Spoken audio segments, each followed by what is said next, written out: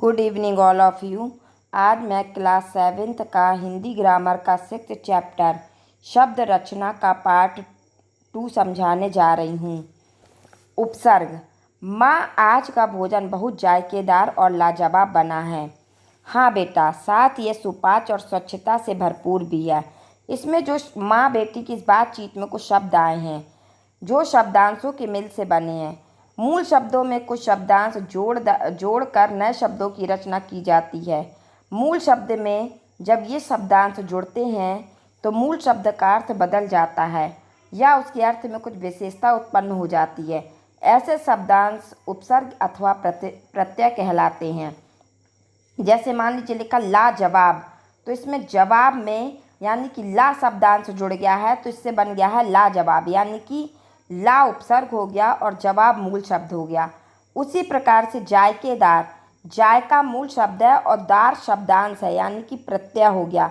और सुपाच्य में पाच्य मूल शब्द है और सु शब्द हो गया, शब्दांश हो गया यानी कि उपसर्ग हो गया।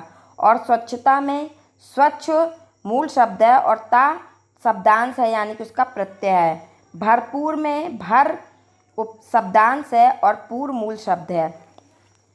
जिन शब्दांशों को शब्दों के प्रारंभ में जोड़कर शब्द निर्माण किया जाता है उन्हें उपसर्ग कहा जाता है। उपसर्ग की अपनी स्वतंत्रता होती है। जैसे भाग लिखा है, अगर हम उसके पहले वी जोड़ दें तो विभाग बन जाएगा। उसी प्रकार से सुंदर में आ जोड़ दें तो असुंदर बन जाएगा।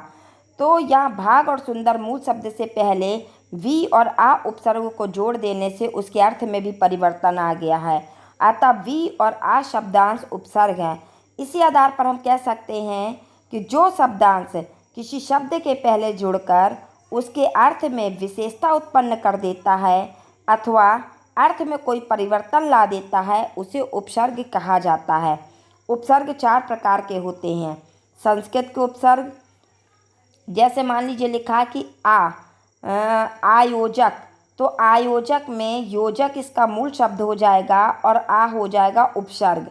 आहार यानी कि हार में आ जोड़ दिया तो हार मूल शब्द हो जाएगा और आ उपसर्ग हो जाएगा। आजीवन यानी कि जीवन में मूल शब्द है और आ उपसर्ग है। आरक्षण यानी कि आरक्षण में रक्षण मूल शब्द है और आ उपसर्ग है। उसी प्रकार से आचरण में चरण मूल शब्द है और आ उपसर्ग है। मान लीजिए हम आपको शब्द दें कि अनु उपसर्ग लगाकर कोई 2 शब्द बनाइए, तो अनु का मतलब होता पीछे, तो अनु से हम बना सकते अनुकरण, यानी कि अनु उपसर्ग हो गया और करण मूल शब्द। अनुग्रह, अनु उपसर्ग हो गया और ग्रह मूल शब्द हो गया। अनुभूति, अनु उपसर्ग हो गया और भूति मूल शब्द हो गया। और अनुसार यानी कि अनु उपसर्ग हो गया और सार मूल शब्द हो गया। उसी प्रकार से मान लीजिए मैं दे दूँ आपको कि दुर उपसर्ग लगाकर कोई शब्द बनाइए, तो दुर मीन्स होता कठिन या बुरा, तो दुर से हो गया दुर्गम, दुर्बल, दुर्दशा। उसी प्रकार से अगर हम आपसे कहें कि परि उपसर्ग लगा के कोई 2 शब्द बनाइए, तो परि मीन्स होता आसपास या चारों ओर, तो परिजन, परिचय, परिधि, परिक्रमा, कुछ भी आप 2 शब्द बना सकते हैं। उसी प्रकार से हिंदी के उपसर्ग, हिंदी के उपसर्ग में अध, अध मीन्स होता आधा, तो आधा यानी कि अध खिला, अध जला, अध कचरा, अध पका। उसी प्रकार से अगर हम आपसे कहें कि दू उपसर्ग लगा कर कोई 2 शब्द बने, तो दू मीन्स होता बुरा या हीन, तो दुबला, दुशाद, दुकाल, इस प्रकार से। उसी प्रकार से अगर हम आपसे कहें कि नी उपसर्ग लगाकर कोई 2 शब्द बनाए, तो नी मीन्स होता रहित, निकम्मा, निडर, निपूत, निबल, निहत्या। उसी प्रकार से उर्दू, फारसी और अंग्रेजी के उपसर्ग होते हैं। जैसे मान लीजिए बद, हमने आपको शब्द दिया कि बद उपसर्ग लगा के कोई 2 शब्द बनाए, तो बद मीन्स होता बुरा, तो बदनाम, बदतमीज, बदचलन। या बे उपसर्ग लगा के कोई 2 शब्द बनाए, तो बे मीन्स होता बिना, तो बेकाबू, बेअदब, बेचैन, बेकायदा।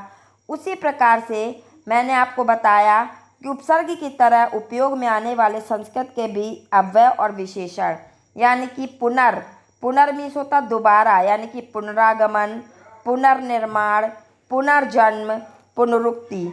उसी प्रकार से सा उपसर्ग लगा के सा मीन्स होता सहित, सा परिवार, सा कुशल, सचेत, सजीव, सतर्क, सजातीय, सकर्म।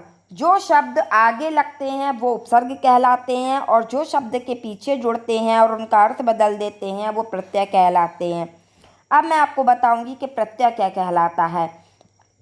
जिन शब्दांशों को शब्दों के अंत में जोड़कर शब्द निर्माण किया जाता है उन्हें प्रत्यय कहते हैं। प्रत्यय की भी अपनी स्वतंत्रता होती है। जैसे समानता, तो इसमें जो ता शब्द आया है वो उसका प्रत्यय होगा, यानी कि समान मूल शब्द होगा और ता इसका प्रत्यय होगा। सामाजिक, समाज मूल शब्द है और एक प्रत्यय है। यहाँ समान और समाज मूल शब्द के बाद क्रमशः ता और एक प्रत्यय को जोड़ देने से उनके अर्थ में भी परिवर्तन आ गया। यानी कि अगर हम समाज में एक जोड़ देंगे तो वो सामाजिक बन जाएगा, यानी कि उसके मूल शब्द में भी परिवर्तन आ गया है। इसी प्रकार से ता और एक प्रत्यय शब्दांश है। अब मैं आपको परिभाषा बताऊंगी कि प्रत्यय क्या है। जो शब्दांश किसी शब्द के अंत में जुड़कर उसके अर्थ में विशेषता उत्पन्न कर देता है अथवा अर्थ में कोई परिवर्तन ला देता है उसे हम प्रत्यय कहते हैं। प्रत्यय भी दो प्रकार के होते हैं, कृत प्रत्यय और तद्धित प्रत्यय। अब कृत प्रत्यय क्या कहलाते हैं? क्रिया या धातु के अंत में जुड़कर नए शब्द बनाने वाले प्रत्यय कृत प्रत्यय कहलाते हैं और कृत प्रत्यय के योग से बनने वाले शब्द कृंदत कहे जाते हैं। जैसे मान लीजिए लिखा है अंत, तो अंत से अगर हम कहें कि आप दो शब्द बनाइए तो रटंत, गड़ंत या अक्कड़, तो भुलक्कड़, भुजक्कड़, घुमक्कड़, पियक्कड़ कुछ भी आप बना सकते हैं। मान लीजिए मैंने बोला आपसे कि आई प्रत्यय लगाकर दो शब्द बनाई, तो पिटाई, चढ़ाई, कटाई, कताई। तो इसमें जो आई शब्द आया पिटाई, तो ये आई शब्द जो है वो प्रत्यय कहलाएगा। उसी प्रकार से मान लीजिए हमने बोला आपसे कि आक शब्द लगा के कोई दो शब्द बनाइए, तो तैराक, बेबाक, पटाक, यानी कि इसमें आक शब्द निकल रहा है इसलिए कृत प्रत्यय होगा। अब मैं आपको बताऊंगी कि तद्धित प्रत्यय क्या कहलाते हैं। जो प्रत्यय सर्वनाम, विशेषण या अव्यय के अंत में जुड़कर नए शब्दों की रचना करते हैं वे तद्धित प्रत्यय कहलाते हैं। तद्धित प्रत्यय यानी कि जैसे मैंने आपसे कहा कि आ शब्द लगा के कोई दो शब्द बनाइए, तो प्यारा, मैला, बाला, सूता, यानी कि या आई शब्द लगा के दो शब्द बनाइए तो भलाई, पंडिताई, चतुराई। आर शब्द लगा के दो शब्द बनाइए तो लोहार, सुनार। या एरा शब्द लगा के दो शब्द बनाइए तो घनेरा, लुटेरा, अंधेरा, फुपेरा, चचेरा। यानी कि एरा शब्द आना चाहिए। ये जो एरा शब्द आया वो उसका प्रत्यय कहलाएगा। यह बात ध्यान देने योग्य भी है कि हिंदी में कृत और तद्धित प्रत्यय अलग अलग मानने का कोई औचित्य नहीं है। संस्कृत का यह वर्गीकरण हिंदी पर पूरी तरह लागू नहीं होता, क्योंकि कुछ प्रत्यय ऐसे भी है जो क्रिया के धातु रूप में भी जुड़ते हैं और अन्य शब्दों में भी। जैसे आहट शब्द धातु रूप में जुड़ता, घबराहट, जगमगाहट, बनावट, तब यह कृत प्रत्यय है। परंतु जब क्रिया से अलग अन्य शब्दों में जुड़ता है जैसे गर्माहट, चिकनाहट, कड़वाहट, तब यह तद्धित प्रत्यय भी है। कई शब्दों की रचना में उपसर्ग और प्रत्यय दोनों भी आ सकते हैं। जैसे सुलभता, तो सु उपसर्ग हो गया, लभ मूल शब्द हो गया और ता प्रत्यय हो गया। अपमानित, तो अप उपसर्ग हो गया, मान मूल शब्द हो गया और प्रत्यय हो गया। एक शब्द में भी एकाधिक उपसर्ग लग सकते हैं। जैसे निरअभिमान, तो निर उपसर्ग है, अभि मूल शब्द है और मान प्रत्यय है। प्रति उपकार, तो यानी कि प्रति उपसर्ग हो गया, उप मूल शब्द हो गया और कार प्रत्यय होगा।